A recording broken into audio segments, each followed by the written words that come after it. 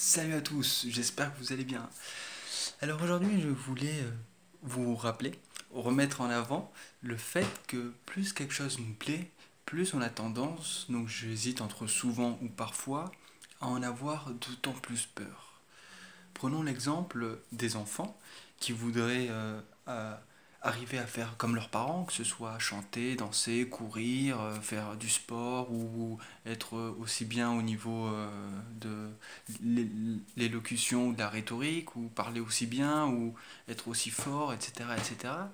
Et bien plus ils auront de attentes par rapport à ça, plus ça sera important pour eux de l'acquérir, et bien plus l'attente sera en un sens effrayante, parce que s'ils ne l'ont pas, ils passeront par des émotions un peu moins bonnes, c'est-à-dire la déception, c'est-à-dire la colère, c'est-à-dire la culpabilité, l'apitoiement.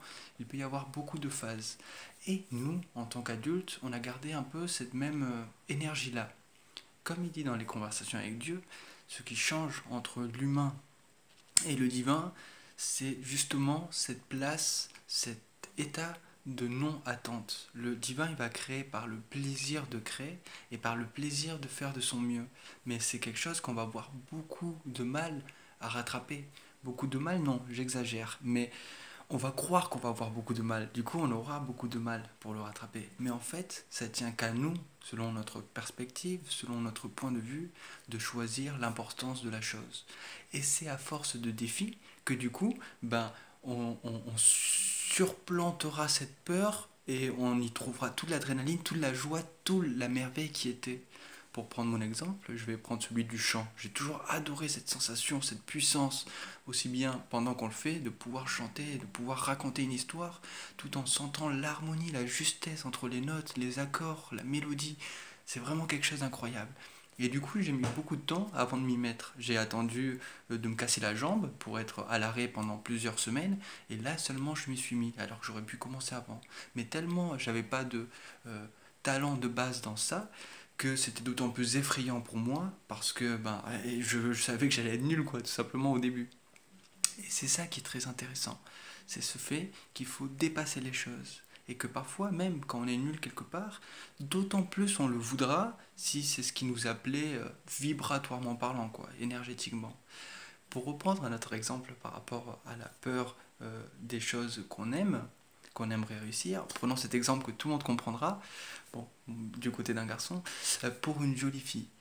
Plus la fille vous plaît, plus elle est jolie, plus c'est puissant, plus elle vibre pour vous, plus c'est incroyable, et bien plus vous aurez ce ressenti de peur, de doute, de être face à quelque chose d'incroyablement beau et parfait, et que pour autant vous risquez encore plus d'avoir cette sensation de le perdre ensuite. Donc c'est cette sensation de pouvoir perdre les choses, puisqu'au fond rien ne nous appartient physiquement, à part nos états d'être, qui, en somme, donne ce ressenti, cette chose-là. Alors que quand quelqu'un, la personne vous admire beaucoup, vous aime beaucoup, ben vous serez beaucoup plus à l'aise et vous aurez beaucoup moins cette sensation de peur, d'adrénaline, on va dire, négative et tout ça.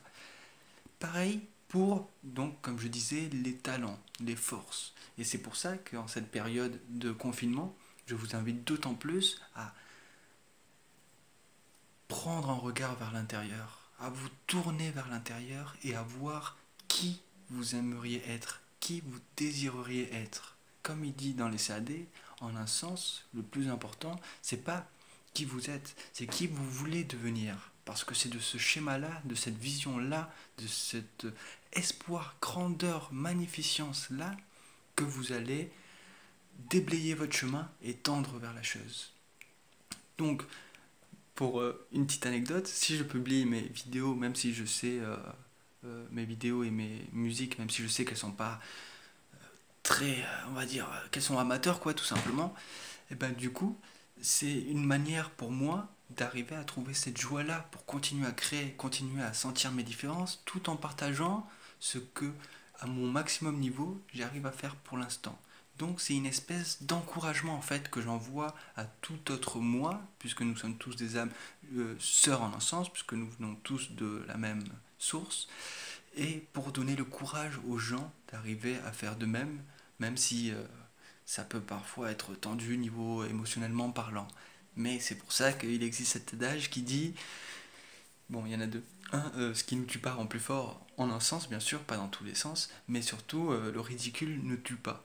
Et que c'est seulement à force de persévérance, à force de détermination, à force de puissance, qu'on arrive à mettre des choses en place. C'est rare qu'on ait vraiment un talent de malade pour un truc et qu'on y arrive très vite. C'est plutôt en mettant beaucoup de détermination, de temps et d'amour, comme je parlais dans une autre vidéo, que on y arrive de mieux en mieux à cerner ce qu'on veut et à se donner les moyens de le faire. Donc sur ce, je vous souhaite vraiment un très grand courage. Comme il dit dans les CAD, bénis soient les courageux, car ce sont ceux qui trouveront Dieu. Et voilà, rappelez-vous vos rêves et à la prochaine. Bye bye.